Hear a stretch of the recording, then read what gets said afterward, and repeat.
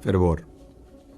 Por las pequeñas iglesias donde persevera tibio el trozo de algún dios, por las montañas, esa imagen desmesurada del hombre, por la música, terciopelo que recubre el tiempo con voz inexplicable, por el mar, enigma de estremecimiento, llama en lenguas de agua, por los árboles, amplectivos adoradores de aire y tierra, por la mujer que me rehace cada día con su cuerpo, piel de mi piel, y a quien llamo con mi voz, soplo de su aliento, por el canto del ave, maravilla de lo sencillo que me despierta al mundo, por un ser pequeño, diminuto, en cuyo ademán tal vez sobreviva alguno de mis gestos, por las manos, sorpresa y gratitud de la forma, por esos dos sinuosos largos caminos que se adentran en el ocaso, en los que deambula mi humanidad a pie, por las palabras que me acompañan y me abandonarán, me borrarán, para seguir diciendo lo que saben mejor que nadie.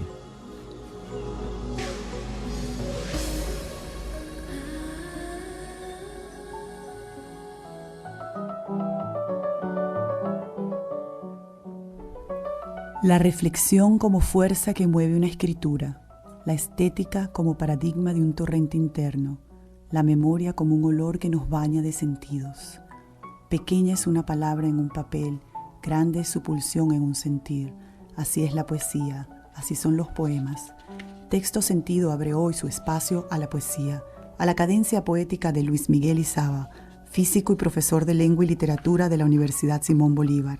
Sus palabras hoy no serán reflexivas sobre las de otros, serán expresivas sobre las propias. Bienvenido, Luis Miguel. Gracias por la invitación. Queremos comenzar el programa, haciéndote una pregunta de rigor. ¿Cuándo comienzas tú en esta inquietud hacia la poesía?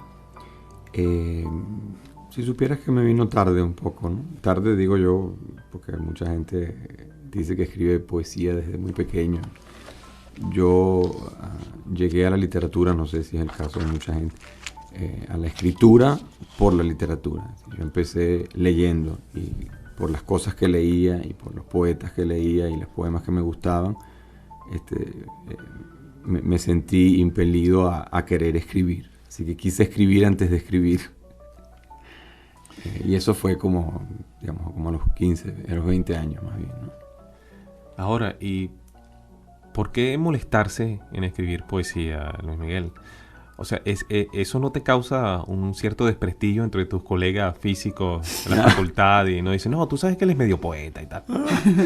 Supiera que entre los físicos quizás no tanto como entre los literatos. Para los profesores de literatura, sobre todo, en esta época de especialización, está como muy claramente dividido los campos entre escribir y hacer crítica, ¿no? Eso ha desaparecido sin duda, pero todavía hay un cierto prurito, ¿no? De que el analítico es el crítico y los fumados son los poetas, digamos.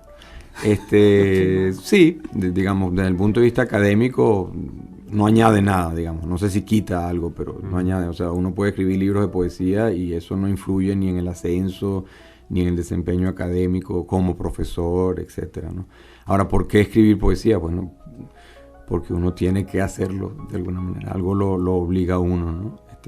Recuerdo una famosa entrevista a varios poetas franceses que les mandaron unas carticas a todos, una revista famosa que les decía ¿por qué escribir? Entonces a todas ellas contestaron todos estos poetas con ensayos explicando sus razones, ¿no?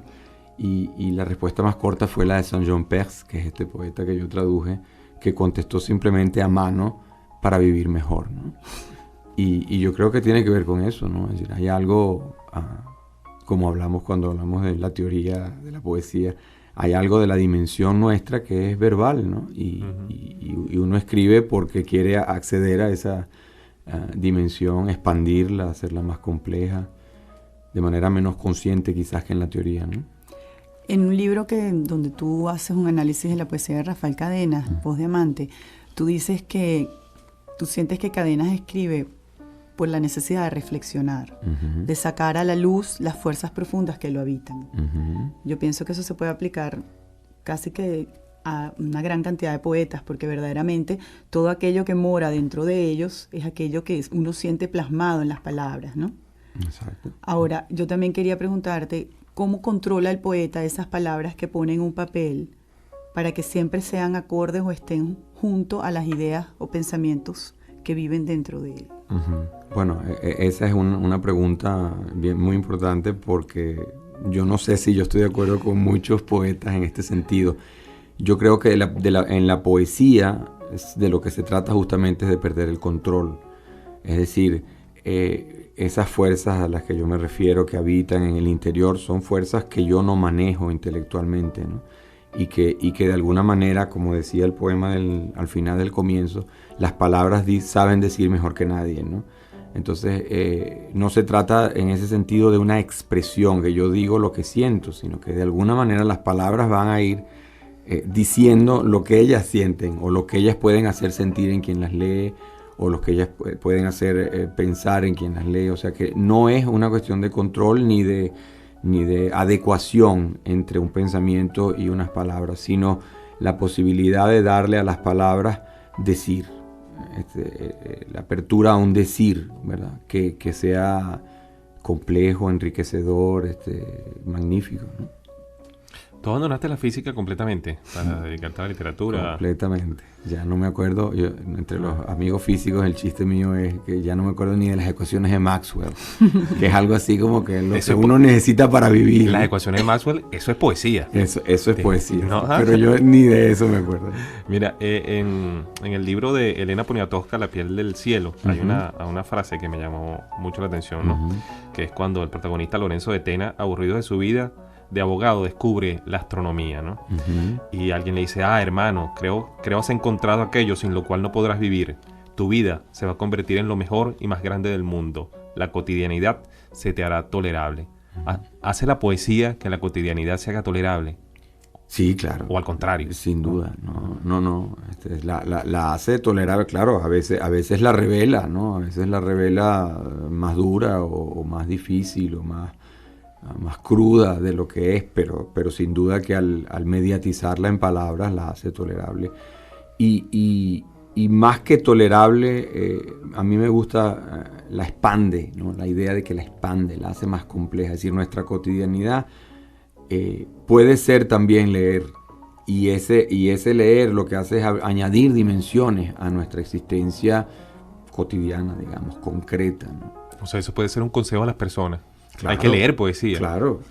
Es decir, hay que leer poesía porque es otra forma de vivir, ¿no? Es decir, no la estamos perdiendo si no la hacemos, ¿no? No es que sea indispensable desde el punto de vista anatómico o biológico, pero por supuesto que es una forma de existencia reflexiva muy, muy rica y que le da otra dimensión a la vida, ¿no? Sin duda.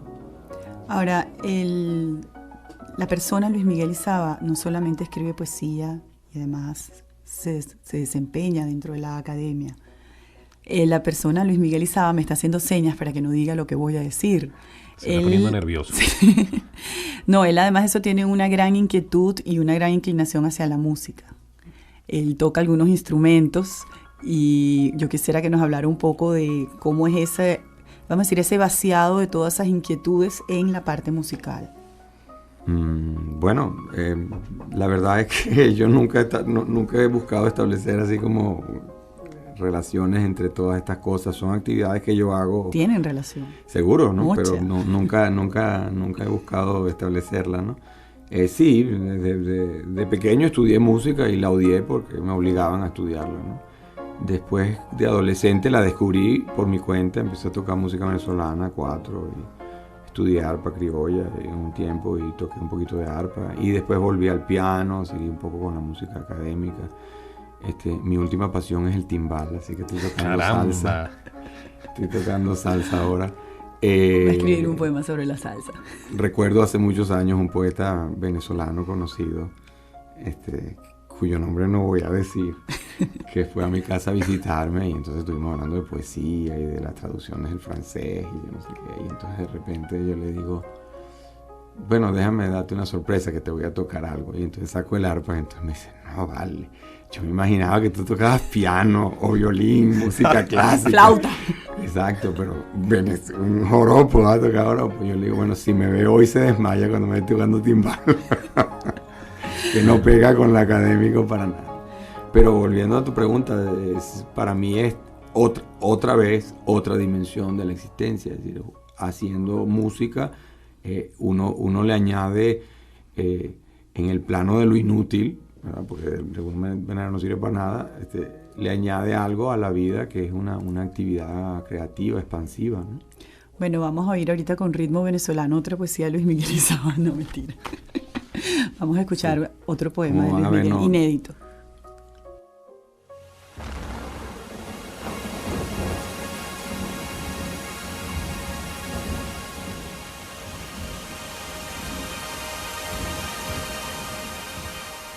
Poema.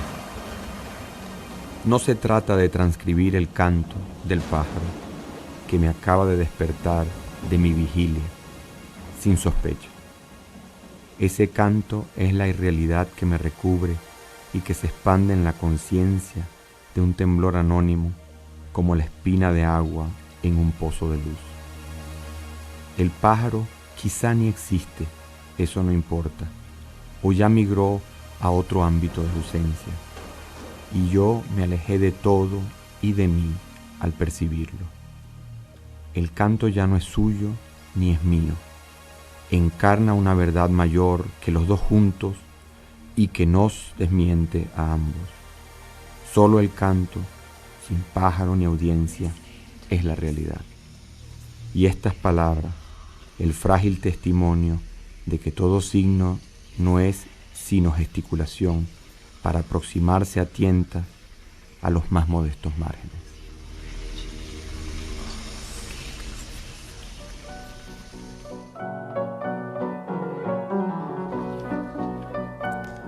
Qué bueno.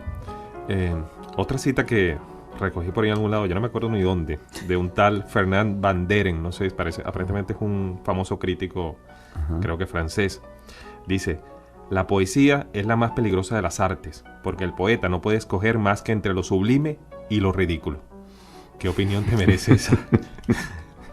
Bueno, la idea de que la poesía es el más peligroso de las artes viene de Hölderlin, ¿no? Es una idea vieja, ¿no?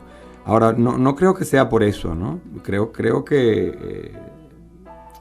es decir, lo sublime y lo ridículo está en la mirada o en el oído, la mirada del que ve o en el oído del que escucha, ¿no? O sea que a veces algo que a mí me parece sublime a otro le puede parecer muy ridículo, ¿no? Pasa mucho con el arte contemporáneo que alguien simplemente dice, pero eso no es arte, ¿no? Y uno está encantado mirando lo que está bien. Pero yo creo que es peligroso justamente por eso, porque obliga a entrar en una dimensión reflexiva donde el control, digamos, subjetivo de la persona es muy pobre, no es muy poco, ¿no? Entonces, sí, es decir, es un espacio en el que estamos arriesgándonos, ¿no? A revelarnos de alguna manera, más allá de lo que podemos controlar.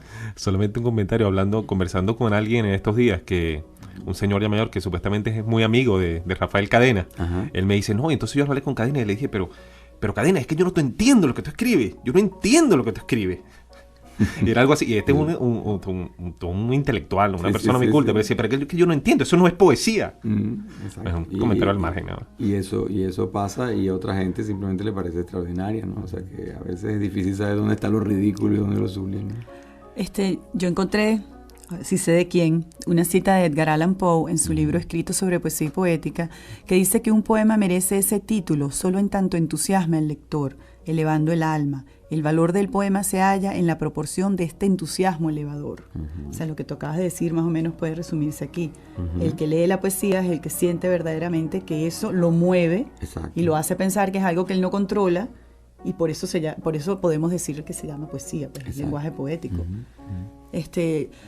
En tus poemas yo siento que utilizas mucho la naturaleza como indómita, como Dios, como algo, como una fuerza que no controla el hombre, y la dejas como explayarse en las palabras, dándole ritmo y hasta movimiento a tus poemas. Háblanos un poquito de esa selección o de esa inclusión involuntaria de esas palabras, ¿cómo? Sí, bueno, quizás siempre está el aspecto del el prestigio un poco que tiene lo natural, ¿no? Frente a nosotros o ante nosotros, ¿no? Pero sin duda que eso también tiene alguna relación que ver con una tradición poética, ¿no? Una tradición poética que ha ido construyendo un poco su lenguaje a partir de lo que lo que son los elementos de la naturaleza. Por otra parte, tienes razón en decir que también yo no hablaría tanto de lo indómito en la naturaleza, sino como eso, como esta dimensión de lo otro que no controlamos, ¿no? Que de alguna manera a lo que estamos sometidos, ¿verdad? El poema anterior más o menos hacía alusión a eso. Estamos sometidos, pero que no manejamos, ¿no?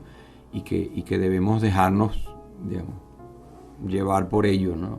De alguna manera, ¿no? Ahora que tú hablabas de, bueno, todo esto que se está conversando, y que tú dices que también tocas algunos instrumentos musicales. Uh-huh. El poema no es solamente una pieza escrita, sino que el poema también es una pieza sonora. Uh-huh. Y aparte de eso también, o sea, la distribución de las palabras en el papel también juega mucho, uh-huh.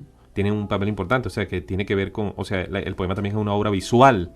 Exacto. Podemos decir que casi que todas las artes se conjugan en la poesía. Es cierto. Sí, en efecto, hay una especie de búsqueda musical y es verdad. Es decir, no puedo hablar por la práctica de los otros poetas, pero tengo la impresión de que a todos más o menos les va por este lado, y es que uno lee un poema, uno escribe un poema y minutos después lo está leyendo en voz alta, ¿no? Uh-huh. Uno tiene que como que oírlo, ¿no? Aunque sea importantísimo que esté escrito y que el hecho de que esté escrito le da parte de su riqueza significativa, ¿no? Pero uno tiene que oírlo y tiene que verlo, ¿no? Uno se encuentra de repente moviendo una palabra del margen derecho al margen izquierdo y tal, porque sí, hay una especie de todo esto se podría resumir en la palabra ritmo, ¿no? Uh-huh. O sea, hay una especie de ritmo que es un ritmo sonoro, un ritmo visual, pero también un ritmo conceptual, ¿no? Darío decía, el ritmo está en la idea muchas veces, ¿no? Y es verdad, o sea, yo siento que esta noción de ritmo, en el sentido amplio, no solamente de una repetición fija, ¿no? De un determinado patrón sonoro, ¿no? Sino esta especie de movimiento que concuerda la vista con el oído, con lo que se está diciendo, ¿verdad? Tiene que ver con una implicación corporal, tanto del que escribe como del que lee el poema, ¿no? Algo que, no voy a decirlo yo para que no me critiquen, voy a decir que lo dijo Valéry, algo que no ocurre con la lectura de la novela, por ejemplo, ¿no? O con la lectura de la prosa. O sea, la involucración, el involucramiento, mejor dicho, del cuerpo no es tan evidente, uh-huh. Porque no está esta noción de ritmo, que insisto, no es simplemente un ritmo en el sentido tradicional, sino un ritmo muy complejo, porque puede ser un ritmo mental también, de ideas, semántico, ¿no? Pero sí, en ese sentido, a mí me parece efectivamente un arte que conjuga muchos artes, ¿no? Si puedo hablar así todavía. También es un ritmo de la respiración personal de cada persona. También, exacto.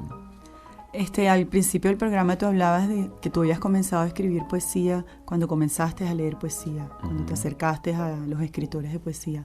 ¿A qué escritores te acercaste tú en ese momento? Bueno, fundamentalmente poetas. Recuerdo mi lectura de Saint-Jean-Perse, justamente, los franceses, la poesía francesa me gustó mucho, Reverdy, Mallarmé, el propio Valéry, Apollinaire. Después, bueno, leía italianos, Ungaretti, Montale, leí muchos poetas venezolanos, sobre todo de los años 60, pues, que era la generación así que impactaba, ¿no? Y las siguientes estaban quizás jóvenes, ¿no?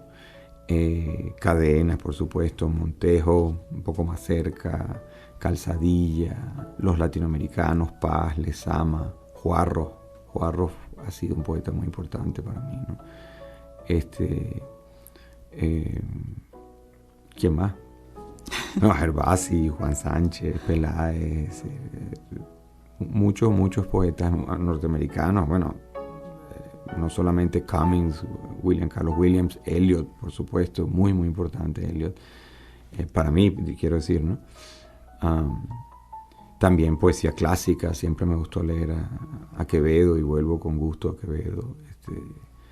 Shakespeare, los sonetos me encantan, es un libro que releo con frecuencia, son poemas que releo con frecuencia. Bueno, para no hacer una lista exhaustiva, ahí hay algunos. Pues, un canon, Luis Miguel Izaba, de la poesía. Cuando Luis Miguel Izaba escribe poesía, por decirlo de alguna forma, entra en un estado mental diferente al normal, implica un estado de ánimo. Lo digo porque, aunque no todo el mundo puede escribir poesía, o de repente sí, pero una quinceañera enamorada puede escribir un poema bellísimo, ¿no? Claro. Entonces, tiene que ver con el estado de ánimo, el estado mental en que se encuentra la persona en ese momento. ¿Tú te sientes que te transportas a otro nivel cuando escribes? O... Bueno, no, ya no tanto como así como lo estás poniendo, no tanto. Pero sí hay algo diferente, ¿no? Es decir, quizás por esta cuestión del ritmo de la que hablábamos antes, a mí me ha pasado muchas veces que siento como una incomodidad. O sea, necesito hacer algo y no sé qué es. Y solo a veces me pasan días hasta que me doy cuenta que lo que quería era escribir poesía, ¿no? Es decir, que de repente digo, bueno, voy a hacer deporte, o lo que hago es ver televisión, o me pongo a leer, y resulta que no, lo que me pasa es que quiero escribir poesía. Ahora, que esté transportado, que sea un rato místico, no creo, ¿no? Pero en algunas ocasiones sí puede ser.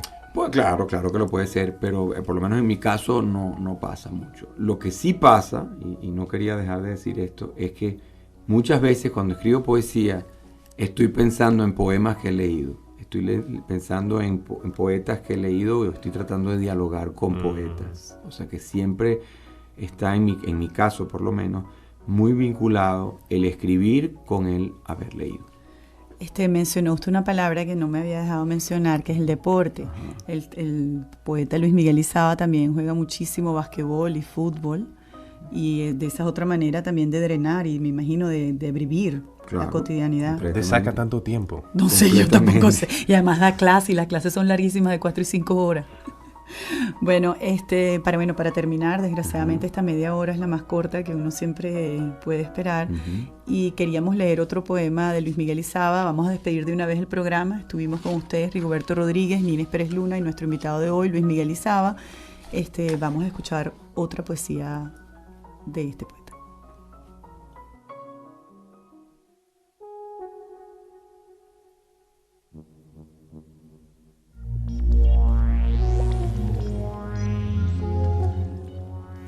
Bucares en flor. Cada año, todos los años, retornan como preguntas, pacientes, las encarnadas flores del bucare. No son preguntas pretenciosas, no exigen respuestas, son la interrogación pura de lo inmediato.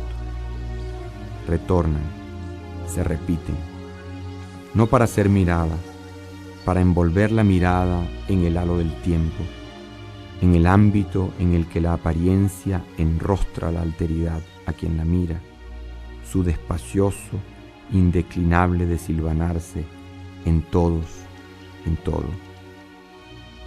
¿Triunfa la apariencia en la negación de lo perecedero? ¿O es lo perecedero mismo lo que irriga la mirada que lo niega? Todo lo que podemos alcanzar en cualquier parte es acompañarnos sin reserva, sin respuesta, de la interrogación de lo terrenal.